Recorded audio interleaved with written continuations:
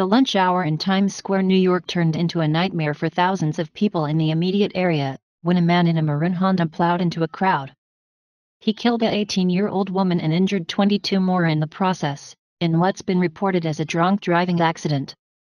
However, photos are starting to emerge now of people who watched it happen and snapped shots of the killer, particularly with what he did after getting out of the car that changes everything about what the mainstream media telling us. The immediate reaction when word first broke that 26-year-old Richard Rojas had rammed his car into a group of people was that this was the modus operandi of Islamic terrorists. Spectators were quick to assume that because of this, the attack was an act of terrorism, until mainstream media rapidly squelched that idea by insisting that this man was a drunk driver considering 2 previous DWI charges. While it does appear that Rojas was intoxicated and authorities have confirmed that he's a resident of the Bronx, there are a series of pictures that shows something else nobody is talking about but needs to. While much of the media has been filled with picture of Rojas' car heaved up on some barrier posts and hard to see images of him being arrested, this new set of very vivid pictures show what he did right after killing the young woman identified as Alyssa Velsman. The 18-year-old was a tourist from Michigan who was in the Big Apple on vacation with her family, according to the Daily Mail. Rojas jumps out of his car and rather than acting stunned at the accident he just caused, with victims' bodies all around him, he launched into a seemingly drug-induced lunacy, jumping around in the street and acting like a crazed person. Rojas reportedly led police on a foot chase for 3 blocks before they were able to detain and arrest the psychopath. Witnesses who spoke to the Daily Mail described a terrifying scene that the mainstream media isn't reporting. He's just mowing down people, Asa Lowe, who was standing outside a store when he heard screaming, explained to the news outlet. He didn't stop. He just kept going. After the car struck a barricade and stopped, the driver climbed out of his vehicle, Lowe said.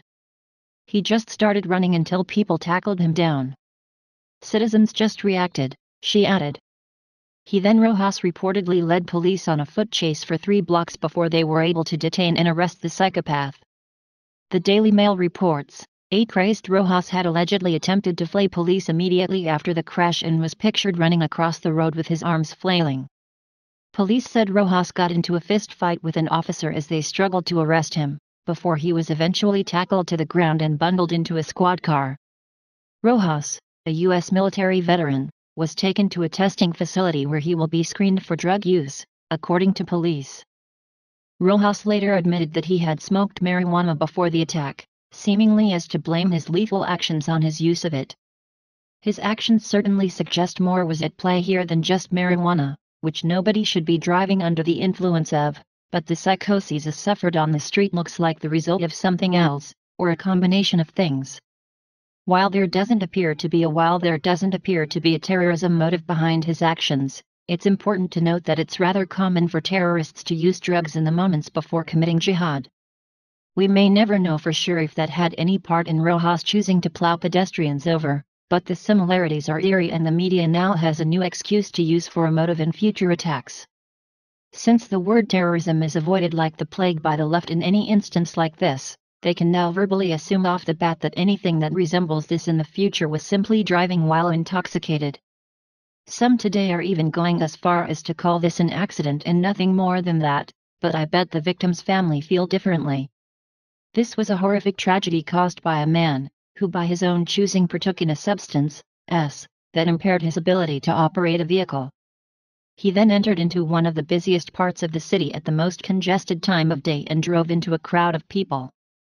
That wasn't an accident, it was a criminal act for which 23 people paid the price for, one fatally so. Please do not forget to subscribe and like and comment because we want to hear your voice, and thank you for watching.